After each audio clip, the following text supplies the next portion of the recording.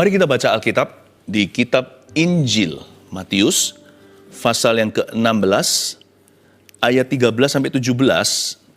Di sini tentang pengakuan Petrus, saya berikan judul atau tema saat teduh bersama hari ini, siapakah Yesus? Tolong dicatat ya temanya ini. Siapakah Yesus? Ini penting sekali. Karena kalau kita menjawabnya salah, bisa beda alamat nanti surga neraka. Sebab jawaban kita menentukan kita kemana nanti di akhirat. Jangan lupa loh ya, kita ini diselamatkan karena percaya, bukan karena perbuatan. Jadi jangan sampai percaya yang salah atau salah percaya. Kita baca dulu Matius 16 ayat 13. Setelah Yesus tiba di daerah Kaisaria Filipi, ia bertanya kepada murid-muridnya, kata orang, siapakah anak manusia itu?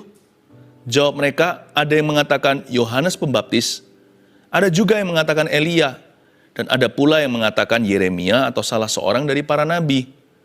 Lalu Yesus bertanya kepada mereka, tetapi apa katamu? Siapakah aku ini? Maka jawab Simon Petrus, engkau adalah Mesias, anak Allah yang hidup. Kata Yesus kepadanya, berbahagialah engkau Simon bin Yunus, sebab bukan manusia yang menyatakan itu kepadamu, melainkan Bapa-Ku yang di sorga. Dimulai di sebuah daerah di Kaisaria Filipi, Yesus bertanya kepada murid-muridnya, ke-12 rasul pilihannya. Kata orang, siapakah anak manusia itu? Di luar sana itu apa opini mereka tentang saya? Nah, ini penting sekali. Kalau kita salah percaya, resikonya terlalu besar. Karena Kristus Yesus itu fondasi keselamatan dan iman. Kalau di luar sana perdebatan yang terjadi hanyalah soal bahasa lidah. Itu nggak apa-apa sih, jangan sampai terjadi keretakan antar gereja. Karena bahasa roh tidak dipaksakan. Asal kita semua punya Roh Kudus dalam hati. Tapi saya sih tidak malu untuk berbahasa lidah. Karena itu adalah karunia yang berguna. Tanpa itu bagaimana coba saya mendoakan orang yang saya nggak kenal? 5 menit kehabisan kosakata. Nggak tahu kapan harus mulai dan bagaimana memulainya. Dan saya nggak tahu di kalimat apa saya berakhir mendoakan seseorang. Tapi kalau saya berdoa di dalam bahasa roh, saya berdoa dalam pengetahuan Allah, bukan pengetahuan manusia. Kalau orang nggak perlu itu ya nggak apa-apa. Asal Yesusmu adalah Yesusku, kita sama-sama bersaudara. Paling-paling nanti di dalam penginjilan, api Roh Kudusnya kurang ada. Kalau itu perdebatan di luar sana hanyalah soal denominasi, perbedaan aliran, asal fondasi Kristusnya tidak berbeda, kita tetap adalah saudara seiman. Ayo jangan berantem antara orang Kristen. Ya, yang punya karunia tertentu jangan merasa lebih rohani. Yang nggak punya jangan merasa kurang Kristen gara-garanya. Itu kan semuanya berkat praktis. Tapi kalau Yesus itu fondasi, tidak bisa ditawar lagi, no negosiasi. Yesusnya tidak boleh dikurangi. Ini yang segala-galanya. Karena Tuhan Yesus itu adalah batu karang yang teguh keselamatan kita. Iman kita, kekristenan itu dibangun di atas dasar anak Allah. Nah jangan sampai kita salah ya. Karena itu sangat menentukan nanti loh. Setelah Yesus tiba di daerah Kaisaria, dia tanyakan siapakah anak manusia itu, jawab mereka ayat 14. Ada yang mengatakan Yohanes Pembaptis. Ada yang mengatakan Elia, ada pula yang mengatakan Yeremia atau salah seorang dari para nabi. Saya ngerti kenapa mereka mengira itu Yohanes Pembaptis. Yohanes Pembaptis kan dibunuh sama Herodes. Orang-orang yang superstisi menganggap Yesus ini kok mirip ya, berita Injil yang dia bawa itu keras seperti Yohanes. Jadi mereka curiga, mungkinkah Yohanes ini bangkit dari mati? Ya, jadi mereka percaya itu karena Yohanes Pembaptis itu kontemporer sekali. Dia di zaman Yesus, bahkan yang mempersiapkan jalan untuk Tuhan. Tapi Yesus bukan Yohanes Pembaptis. Mereka juga kira dia Elia, karena Yesus itu melakukan banyak mujizat. Elia kan banyak mengalami keajaiban. Lewat tangannya, orang mati dibangkitkan dan sebagainya. Mereka kira ini Elia. Ada juga yang mengatakan dia mungkin Yeremia, karena pengajaran Yeremia itu luar biasa. Pengajaran Yesus tiada duanya. Tapi dia bukan semua ini. Kadang-kadang orang di luar sana itu percayanya A sampai Z. Tapi Tuhan tanya hari ini, who do you say that I am? Tuhan tanya kepada Anda secara pribadi, menurut you, menurut Anda, menurutmu, siapakah aku? Itu menentukan keselamatanmu loh. Itu menentukan keselamatanku. Buktinya si penyamun di samping salib Yesus, gara-gara percaya, dia berkata, engkaulah anak Allah yang maha tinggi. Hari ini jikalau engkau pergi, bawalah aku bersamamu. Yesus berkata, sore ini engkau dan aku di Firdaus. Dia belum bisa berbuat sesuatu yang baik. Itu penyamun, orang itu perampok, orang itu penjahat. Dia dihukum mati, capital punishment. Tapi hari itu ketemu Yesus di sisi. Dan dia naruh percaya kepada Tuhan Yesus, seketika diselamatkan. Andai kata ada pertanyaan setiap kita harus lalui di pintu gerbang akhirat, semua kita akan ditanyai, menurut kamu siapa Yesus? Mungkinkah ada malaikat yang akan standby untuk tanya dulu, who do you say Jesus is to you? Kalau kita nggak bisa menjawab dengan benar dan dengan segenap hati, nggak bisa berbohong tentunya di akhirat nanti, kita akan menentukan apakah kita orang diselamatkan atau orang yang binasa. Ada yang mengatakan Yohanes Pembaptis, ada yang mengatakan Elia, ada pula yang mengatakan Yeremia, atau salah seorang daripada para nabi. Lalu Yesus bertanya kepada mereka, Yesus gak peduli apa kata dunia. Yesus tanya kepada murid-muridnya, sekarang Yesus tanya kepada Anda dan saya. Tetapi, apa katamu? Siapakah aku ini? Maka jawab Simon Petrus, jawabannya coba perhatikan. Engkau adalah Mesias, anak Allah yang hidup. Yesus berkata kepadanya, berbahagialah engkau Simon bin Yunus, sebab bukan manusia yang menyatakan itu. Kamu gak belajar itu karena kuliah dari buku mana, tetapi karena Bapakku yang di sorga yang mewahyukannya. Dari jawaban Simon Petrus ini, kita dapatkan titel-titel Tuhan di sini. Engkau adalah Mesias, anak Allah yang hidup. Saya ulangi, Mesias, anak Allah, lalu yang hidup. Saya ulangi lagi, Mesias, anak Allah. Coba saya pilah-pilah ya, Mesias sendiri, anak sendiri, Allah sendiri. Untuk kita mengoperasi titel Yesus lewat mulut Simon Petrus yang diwahyukan langsung directly dari Bapa Sorgawi, kita temukan ada 3 sebutan. Pertama Mesias, kedua anak, 3 adalah Allah. Dan kita bisa mendapatkan sesuatu dari ini. Catat 3 poin sederhana, supaya jangan sampai kita salah percaya, berakhir nanti binasa. Ingat, seperti penyamun tadi, kita selamat karena iman, sola gratia. Semua karena kasih karunia, bukan karena perbuatan kita, apalagi amal sosial kita yang seringkali keluar dari hati yang pura-pura. Siapa Yesus bagimu, itulah sorga atau neraka. Sadarkah Anda? Yang pertama di sini Mesias, anak Allah. Saya balik ya, saya jelaskan dulu yang Allah, kata Allah itu dulu. Menyebut Yesus adalah anak Allah berarti nomor 1, Yesus adalah 100% Allah. Coba saya bantu Anda mencerna. Yang bukan Kristen mungkin lebih butuh bantuan. Yang sudah Kristen sudah tahu, hari ini Tuhan menuntut responmu. Apakah kita akan menyerahkan hidup kita sungguh-sungguh atau pura-pura lagi? Tapi coba saya jelaskan dulu, Mesias anak Allah. Kalau dia disebut anak Allah, berarti dia 100% Allah. Anak saya itu 100% manusia. Makanya disebut darah daging saya, flesh and blood. Tapi masa sih Allahnya orang Kristen itu kawin mengawinkan dan beranak cucu? Bukankah dia disebut anak Allah? Apakah berarti Allah itu menikah? Bukan. Manusia kan pikirannya seks doang. Allah itu bukan manusia. Kalau dia menyebut dirinya sebagai anak Allah, itu karena kerendahan hatinya. Kalau dia tetap menjadi yang maha kuasa, matilah kita semua. Kita seringkali mengelu-elukan yang namanya Allah yang maha kuasa. Memang dia adalah pribadi yang paling berkuasa. Dia suci dan holy. Tapi pertanyaannya, apakah kita layak untuk hidup bersamanya? Bisakah kita masuk ke sorganya? Tanya dirimu sendiri, berapa banyak amal sosialmu yang harus diterima sebelum Anda diizinkan dosanya diampuni dan masuk ke sorganya yang baka? Coba pikirkan. Karena itu Yesus datang ke dunia.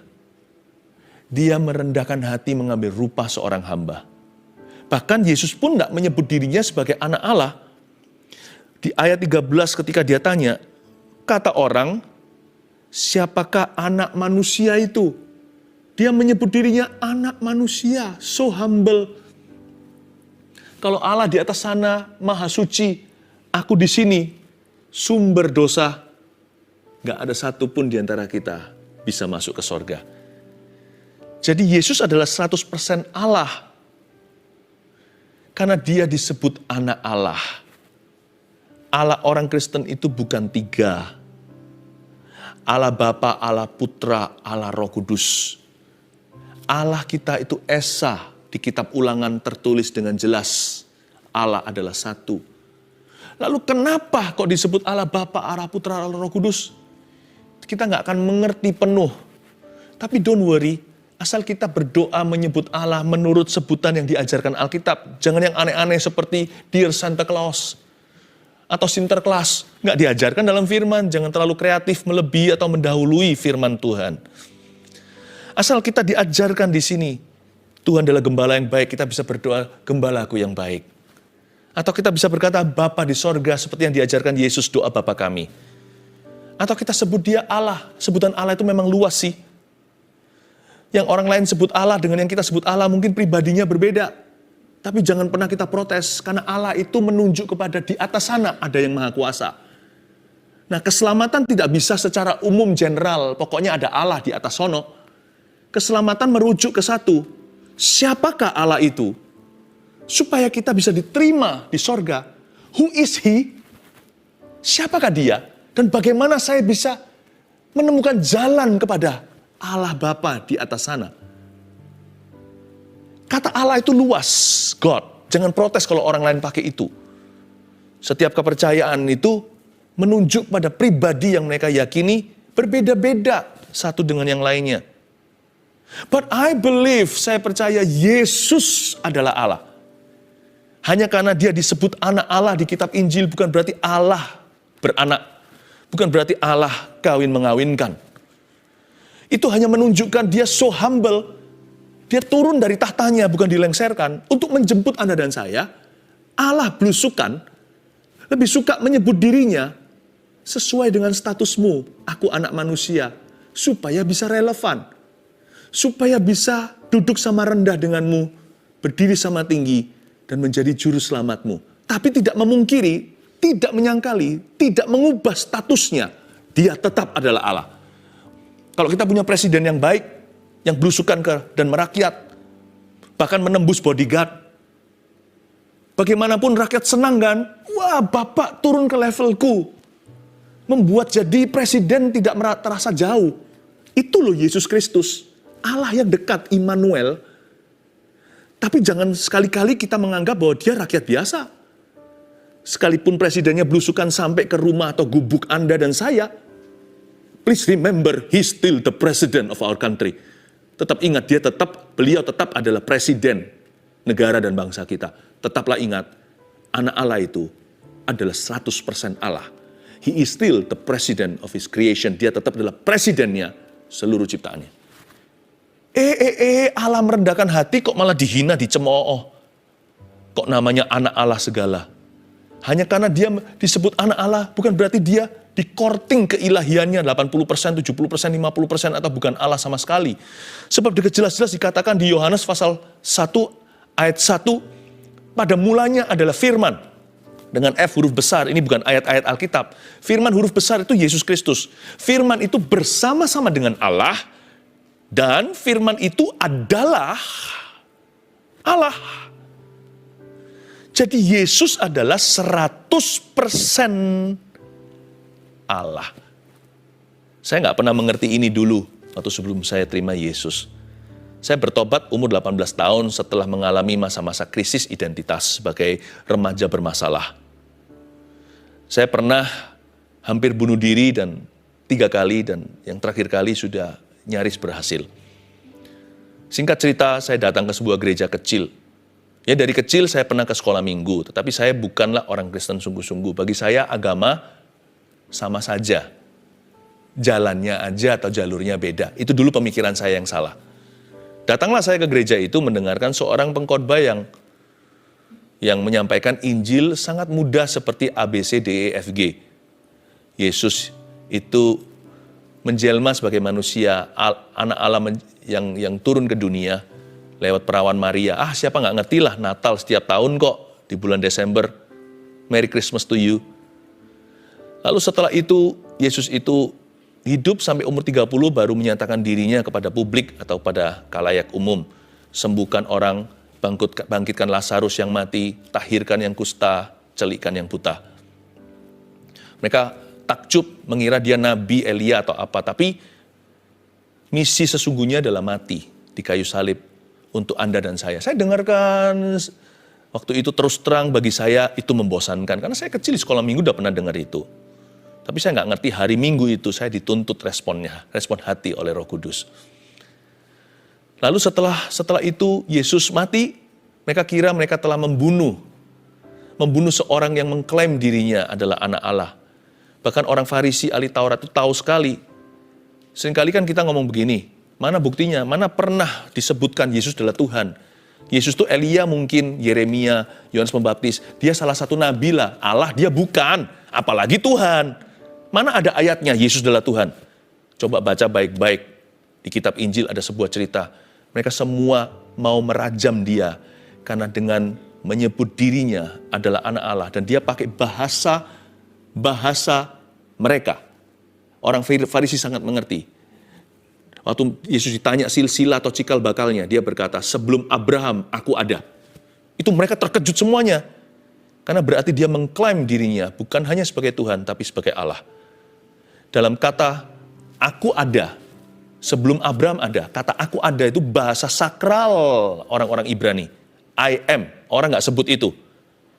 Mereka takut menyebut Allah dalam bahasa mereka. Mereka nggak nyebut Allah dengan sembarangan. Bahkan kalau menyebut kerajaan Allah pun mereka sebut kerajaan sorga. Mereka nggak berani menyebut nama komplit Allah karena begitu sucinya. Yesus berkata, I am, akulah Yahweh, akulah Yehova, akulah Allah. Wow, mau dipush, mau didorong ke ujung tebing, mau dibunuh. Karena dengan demikian, ini firman Tuhan tertulis di Alkitab, dengan demikian ia menyamakan dirinya dengan Allah. Pada mulanya adalah firman. Firman itu bersama-sama dengan Allah. Firman itu adalah Allah. Yesus adalah 100% Allah. Waktu saya dengarkan khotbah itu, saya dengarkan, lalu terakhir dikatakan pada hari ketiga, dia bangkit. Setelah dia menubuatkan atau memprediksikan sendiri. Dalam pengajarannya sudah berkali-kali dan tercatat pula di dalam Injil. Bahwa dia akan mati di tangan orang berdosa, diserahkan. Tapi setelah itu, dia akan membangun kembali bait suci pada hari ketiga. Dengan kata lain, dia memprediksikan, aku mati, lalu aku akan mengembalikan nyawaku ke tubuhku sendiri. Dan bangkit pada hari yang ketiga. Mana ada manusia sesakti apa bisa ngomong gini, aku mati ya, minggu depan aku bangkit. Manusia itu di bawah yang maha kuasa. Yang maha kuasa tidak di bawah siapa-siapa. Hanya yang maha kuasa yang bisa memutuskan kapan bangun dari kematian. Kalau kita sesakti apapun, siapapun, sepengaruh apapun, sekaya apapun, posisi apapun di dunia ini, sehebat apapun, mati, dia mau prediksi minggu depan bangkit, dia tetap masuk kuburan, dia nggak bisa bangkit-bangkit. Karena maut satu-satunya yang tidak bisa dikalahkan oleh manusia. Yang lainnya bisa dibeli mungkin dengan uang, yang ini tidak bisa dibuat apa-apa. Hanya satu yang di atas maut, kunci hidup mati di tangannya, yang maha kuasa. Dan satu yang membuktikan dia bangkit lewat prediksinya sendiri. Berarti dialah I am, Yahweh, Yehova, Allah yang maha kuasa. Yesus 100% Allah. Saya mengalami pengalaman itu ketika mendengar khotbah. Saya nggak percaya tapi sudah masuk. Saya mau keluar itu. waktu saya mau keluar dari gereja, karena saya tidak tertarik ceritanya. Waktu itu saya sekolah di luar negeri, saya mau pegang gagang pintunya. Saya dengar suara audible, hari ini kalau kamu nggak selamat, kamu nggak akan selamat selama-lamanya. Saya menoleh ke kiri kanan, nggak sampai 100 jemaatnya. Itu orang Indo di luar negeri. Saya berkata, siapa yang ngomong sama saya? Semua mereka menghadap ke depan, saya cukup jauh di belakang, saya mau buka pintu dan keluar. Saya lari ke depan untuk didoakan. Saya masih ingat, saya melihat ada cahaya memancar di depan mata saya. Dan cahaya itu menyilaukan semua kiri kanan saya. Saya sadar, saya tidak pingsan, saya lihat kiri kanan, tapi semuanya jadi redup gara-gara cahaya itu. Ternyata saya masuk dalam sebuah trans. Lalu di balik cahaya itu ada suara berbunyi begini, I am Jesus and I love you. Saya terkejut setengah mati, saya kira Yesus yang saya tahu dulu waktu kecil pernah ke sekolah minggu, kok bisa keluar dari buku? Saya kaget, loh siapa ini bicara? Bukannya orang mati ya mati sekarang, kalau ada sesuatu gentayangan itu mungkin setan. Tapi ini bicara ke saya sebagai orang yang hidup, pribadi yang nyata. Hari itu saya berkata, Tuhan, ini aku, ampuni aku. Yesus berkata, di balik itu dia berkata, I am Jesus and I love you. Aku Yesus dan aku mengasihimu. Itu hari pertobatan saya. Kira-kira bulan September tahun 1992. Saya menyerahkan hati saya kepada Tuhan. Saya nangis setengah mati dan saya berkata, Tuhan aku gak layak. Gak pernah saya nangis begitu, saya orangnya keras sekali dahulu. Waktu saya berkata, Tuhan biarkan aku orang berdosa seperti ini, biarin mati aja. Lalu suara itu sekali lagi berbunyi secara audible di kupingku. No, but live for me. Jangan mati, tapi hiduplah untuk saya. Lalu tiba-tiba sinar itu terangkat. Saya nggak pernah ngerti loh pengalaman-pengalaman gitu. Ternyata Paulus melihat sinar yang sama. Saya nggak pernah baca Alkitab bagian itu. Paling-paling sekali-kali disuapi firman di sekolah minggu atau saya kecil itu.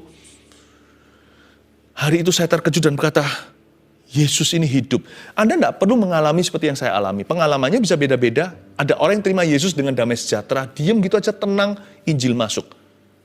Tapi intinya itu bukan pengalaman. Intinya Injil diberitakan. Ingat nggak tadi? Di ibadah kebaktian gereja kecil di Kanada itu, saya dengar Injil disampaikan.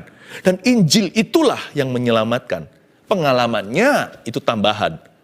Tapi hari itu saya mengerti, hanya seorang yang maha kuasa lah yang bisa bicara seperti itu. Kejadian Yesus itu 2000 tahun lalu.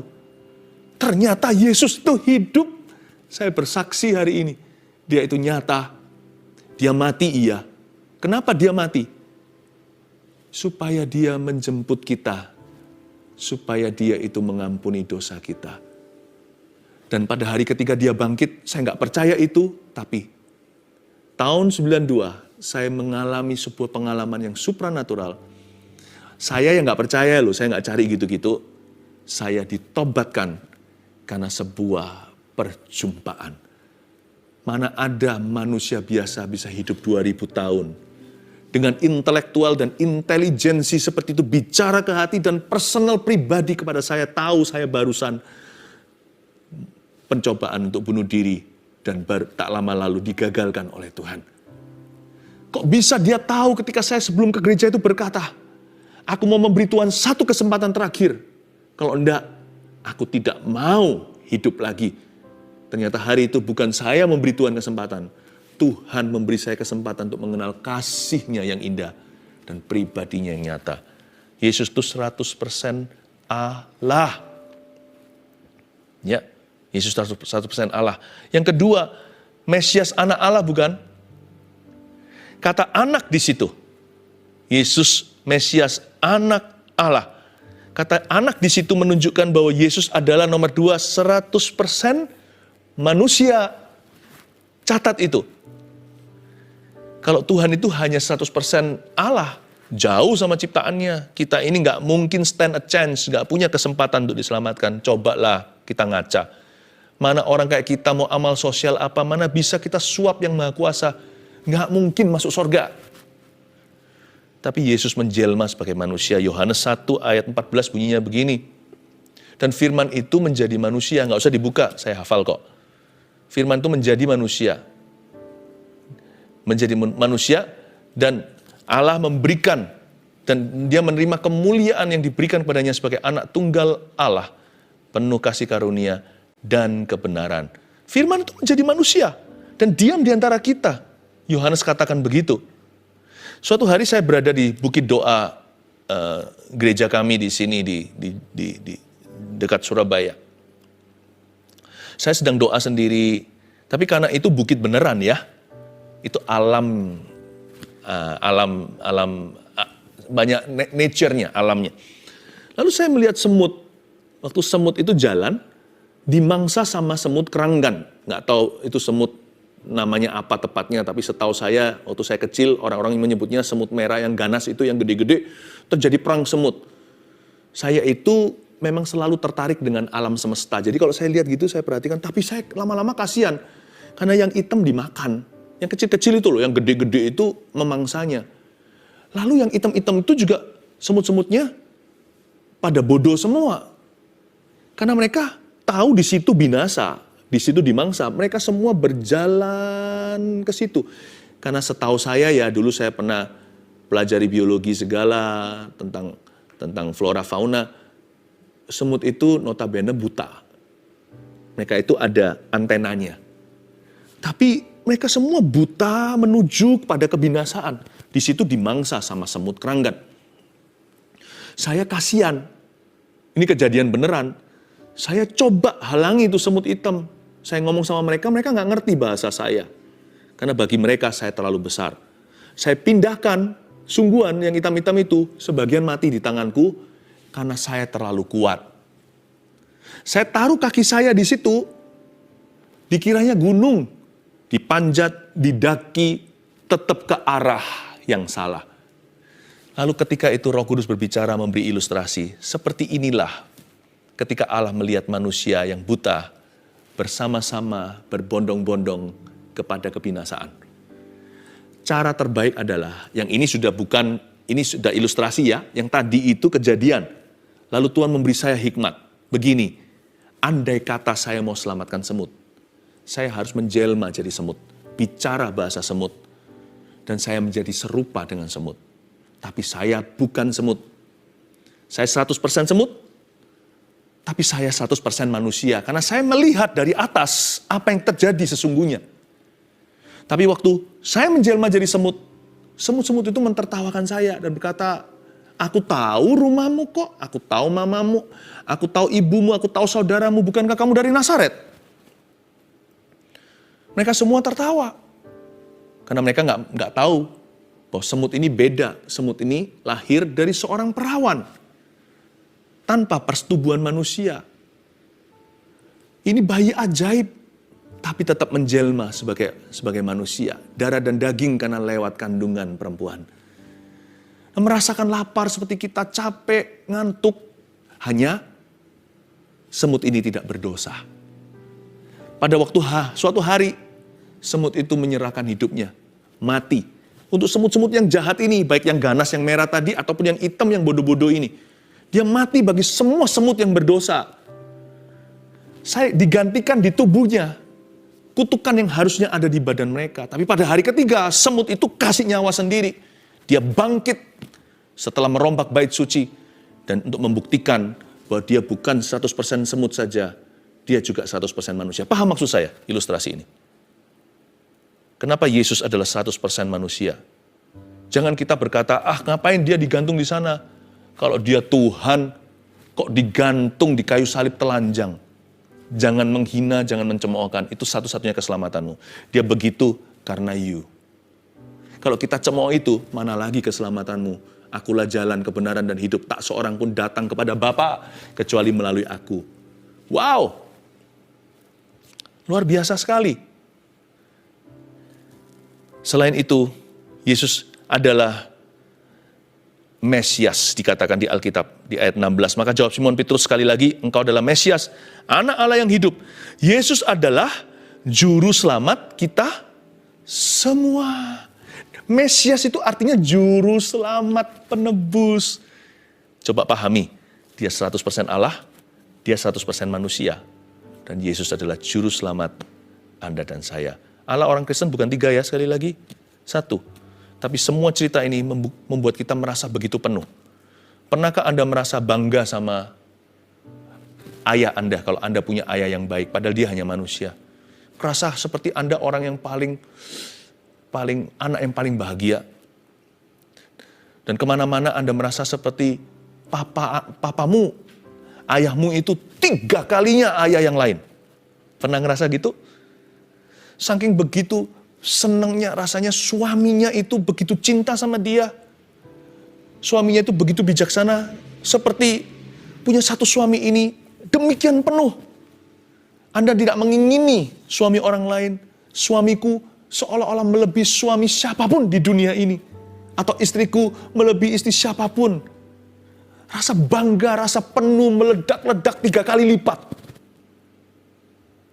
Allah orang Kristen bukan 3. Tapi penuh dan lengkap. Hanya 1. Namun begitu fullnya rasanya kayak 3 kali lipat. Allah Bapa, Allah Putra, Allah Roh Kudus. Ketiganya yang esa. Dan yang kita kenal di dalam nama Tuhan Yesus Kristus. Siapakah Yesus? Bagi saya Yesus adalah 100% Allah. Bagi saya, Yesus adalah 100% manusia. Dan bagi saya, secara pribadi, Yesus adalah Juru Selamat kita semua. Saya berharap Anda juga menerima Yesus yang belum. Yang sudah terima Yesus, pegang teguh. Ini tidak boleh goyah. Kalau ini tercuri, kita bicara soal keselamatan. Bukan soal praktisi pelayanan. Ini bukan hal-hal praktis di dalam iman kita. Ini fundamental. Saya harap Anda sekarang bisa menjawab. Saya persiapkan seluruh jemaat saat teduh bersama. Suatu hari kalau ketemu yang Maha Kuasa, jangan terkejut ya. Yesus di atas tahta.